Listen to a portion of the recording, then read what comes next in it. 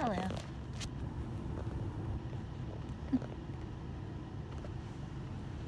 I'm sitting in Holland, Michigan.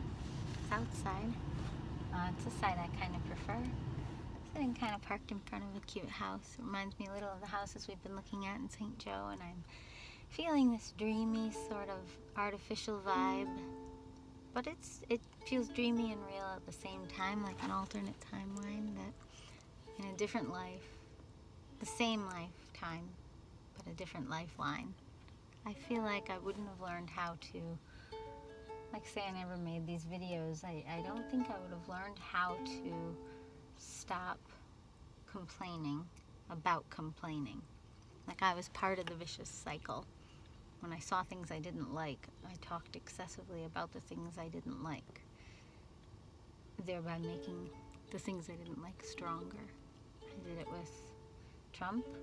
I did it with people who ignored me or didn't treat me well or didn't seem to respect me.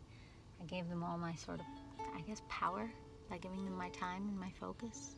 Your time is your power, and your focus is your power. And if you're creating a dreamy reality of ideas that involves other people, but instead of treating them like people, you treat them like ideas, and you only check in on them when it's convenient or useful to you to have them be a chess piece in your game, then they might go away and not be interested in playing the game with you. There's a sort of it's like a version of a death dream, I feel like. Not the type of death dream that my songs were about back in 2015, where I had actual dreams of dying and saving people. And not the kind of existential death dream songs that I was writing in 2017, where I wanted to float above it all, which is not me against myself. It's more saying, if you want to float above it all and escape it all, that's just like a floaty, happy-sounding way of saying you already want to be some sort of ghost or non-existent entity, and that's similar to suicidal ideation, and I think I had a hard time admitting that when I was younger, even just a few years younger. And so I don't want to fly away from it all now. I want to do it, I want to live it, I want to be it and in it. And I feel, as cheesy or tacky as it is to say, I feel blessed, and I think I partly feel blessed because I spend a lot of my day focusing on hoping or asking God, the universe, God as I understand it, to bless people that I know, including people who hurt me. And I do that for my own brain, for my own broken, tragic, self-pitying brain that always wants to just sink into a hole and feel left alone and ignored and tossed aside and irrelevant, and like people don't care about me, and like wah, wah, wah. And I'm not saying that to be against myself. I'm saying that to be logical, because it didn't work. It doesn't actually work. If you get very self-pitying, you get further from the thing that you want. And so you either turn your eyes upward and look at the flowers that are blooming and the clouds that are blooming, and you look at the day and the sunshine of the day, and you feel the love in the air, and you start noticing the people that are noticing you. And as you notice those people, you start to appreciate those people, and you talk more and more about those people, and then you feel really good about those people paying attention to you. And you actually, it's not that you would feel less bad if you were to give a lot of overly devoted attention to the people that aren't giving attention to you. You would still feel bad, but because you're not giving that attention, you actually stop feeling bad. And as you stop feeling bad, you're not giving those people attention, and guess what? Suddenly you're much more attractive to them, and sometimes they start giving you attention, and that's actually just really annoying. That happened to me last year. And if someone does that to you and suddenly they're fawning all over you when they had previously treated you a bit like dog shit, and now you're feeling like, what, am I supposed to turn around and now give attention to you again? That overly giving of attention that I gave you for all those years? The answer is no, by the way. I'm not going to ramble down that thought hole. It's a hole, and it wants you to go down it. The holes want you to go down them because the holes want to be true. The holes want to be the true. They want to be the whole truth. But they're lies in disguise. They trouble your mind. They're gonna tell you all those lies in disguise. But they know they're not real. And you know they're not real because they feel so real in the way that pain just feels so real. Because pain is real in the sense that if it's what you give your attention to, you certainly feel it. If you give your attention to a broken knee, instead of distracting yourself with a funny comedy or a nurse that's telling you jokes to keep your spirits up, what do you think those sayings come from? Keep your spirits up? Someone's trying to keep your eyes and your ears and your mind up, up, up, up, up, up, up, up, up.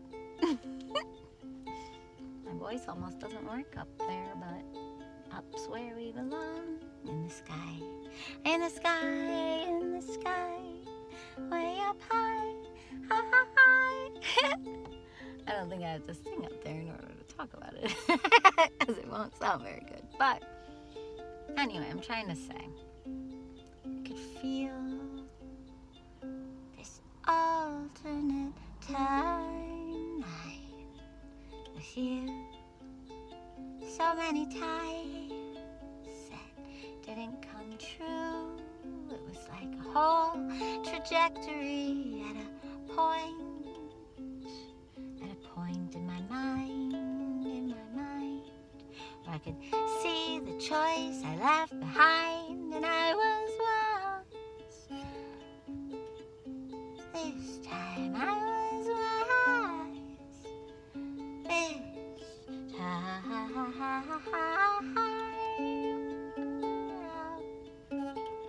For the first time,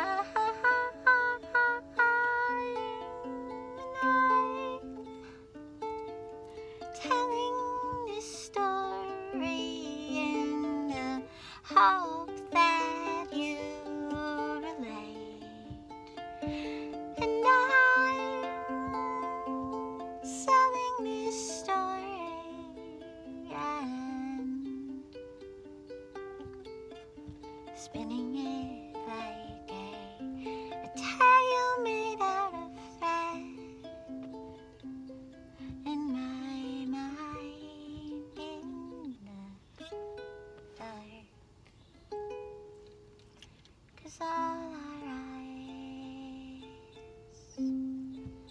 are pointed at the dark.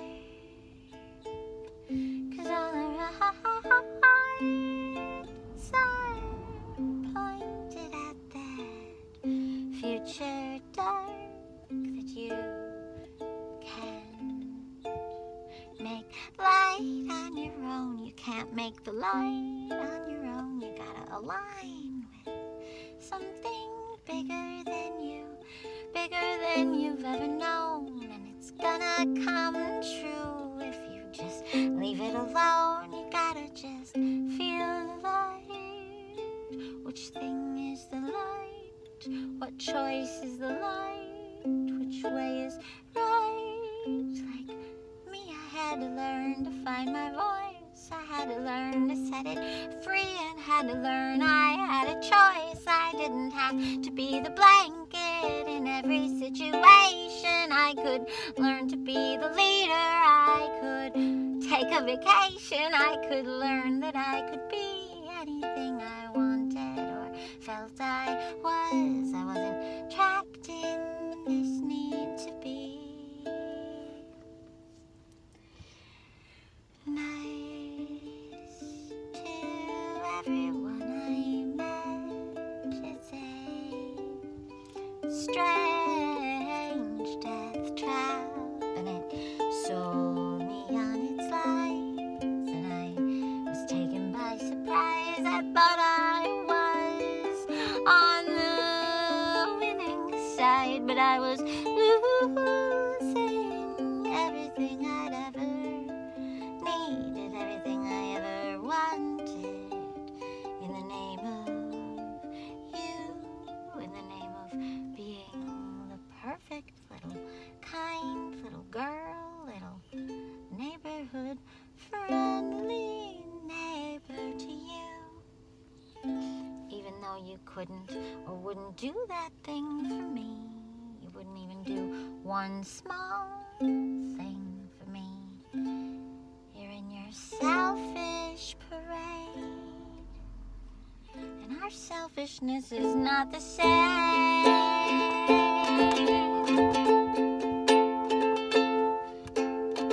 Not the same.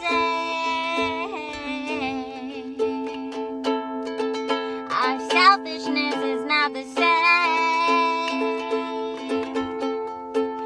You've been selfish this whole time, and I've been bending every rhyme to people like you, that get in the way, of my own dream come true.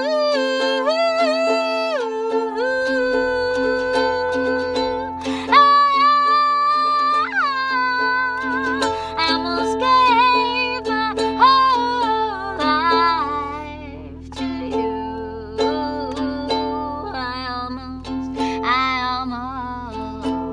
gave my whole life to you, and you, and you, and you, and you, and you.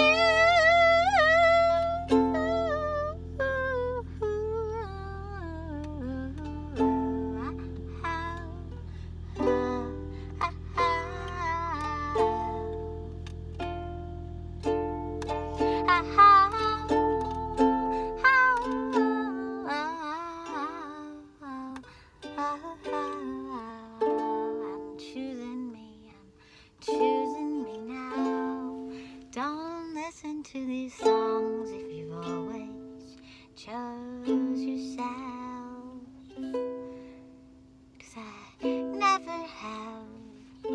These crazy videos show that it seems like I'm choosing me, but I'm just alone with a phone, trying to take care of the scraps I threw myself like a bone at my feet, 'cause I'm mostly at others' feet. I didn't mean to be that way. That's why I'm always alone, why I always go off alone, 'cause that's the only way, the only way, the only way, the only way I can hear myself. I can find my voice, or with a trusted few. Yeah, I found my voice, and I'll try it out, though it scares me every time I try it out. It makes me wanna cry every time, every time, every time, every time.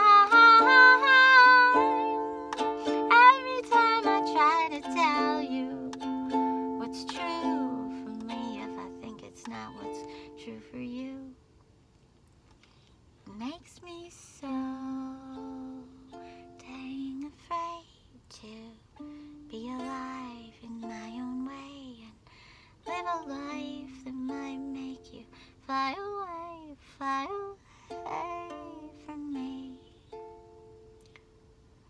Even those who've shown themselves to care for 20 years, I'm still scared,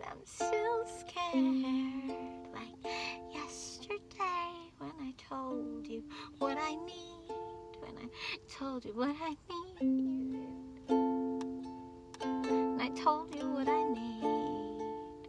and I cried that sweet relief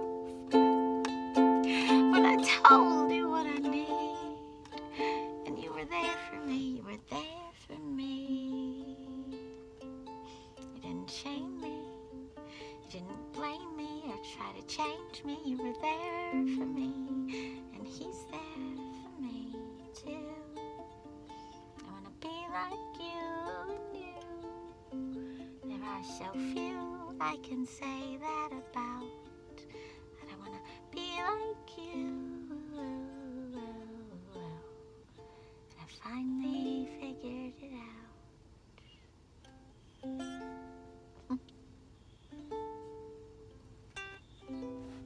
But to be like you, I gotta trust you, to really love me, to come with me where I'm going, to that inner compass that's as loud as yours. It's like a metronome, it's keeping time, and it will always rhyme with this great big giant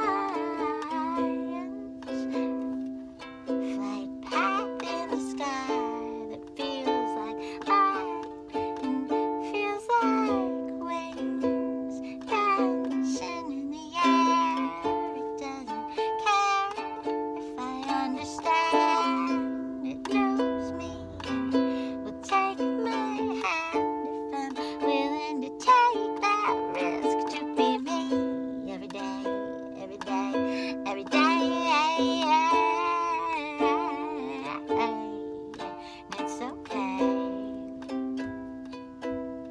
And it's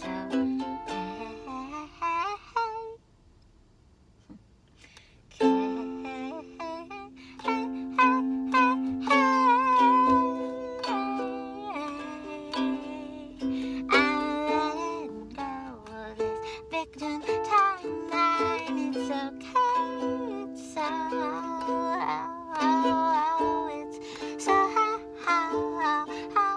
okay.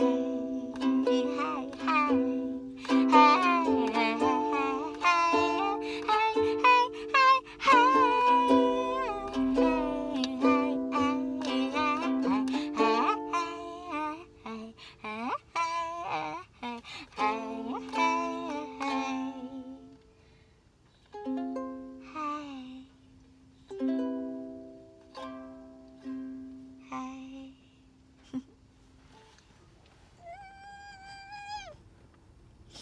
Thank you, Orange Brick House in Holland, Michigan. Thank you, Good Views. I don't even know where I am. I think I'm on a 30-something street. 35th, 6th, 7th. It's outside Holland. I loved writing that song. I love the experience of moving through it. I appreciate every single word that just poured out of my mouth, and more than anything else, I appreciated being fully in the zone. It's my favorite thing of being a songwriter, is that you can find a zone and the words will fall out like some sort of like Irish ballady or telling a story to a crowd of people at a pub, and just kind of taking people on a journey. I know my journey is not conventional, but a lot of this storytelling tradition that used to happen, with live music, they were connected culturally in the old days. And so someone like me 100 years ago would maybe be at a piano in a pub, playing some traditional songs, but then also telling some stories. And what I'm doing right now, this is storytelling. I'm trying to take you through. Like an hour ago, I was just at the place where I had all of my breakthroughs. That was I'm only, uploads-wise, I'm only up to that video, really, so I know what day it was. It was September 11th of 2020. So it's 3 seasons ago now. I'm getting further and further behind. Oh, the owners of this house just came home. Thank you for taking care of my alternate timeline trajectory house. Just kidding. Sort of just kidding. Who cares? Who knows? There's no way to know. It's just a feeling. It's just fun to have feelings and imagination. It's fun to just kind of live in the world of your imagination and come to terms with who you are, who you've been, who you could be, who you don't ever want to be again, who you wish you could be more of, and just let it grow. Let it flow. Let it become you as you become it, The world is huge and magical and tragical and better than anything we could dream. Every dream you've ever had also exists somewhere in the universe as a reality. It's all here. There's so much for everyone. But, we can't have what we're not ready for. We can't have what we don't match with. That's a very law of attraction thing to say, but I guess I'm just saying, I couldn't move on from certain patterns in my life until I moved on from certain patterns in my life. Like, it begins in thought. Everything really does.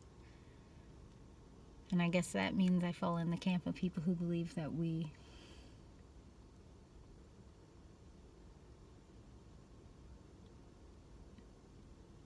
are in the driver's seat.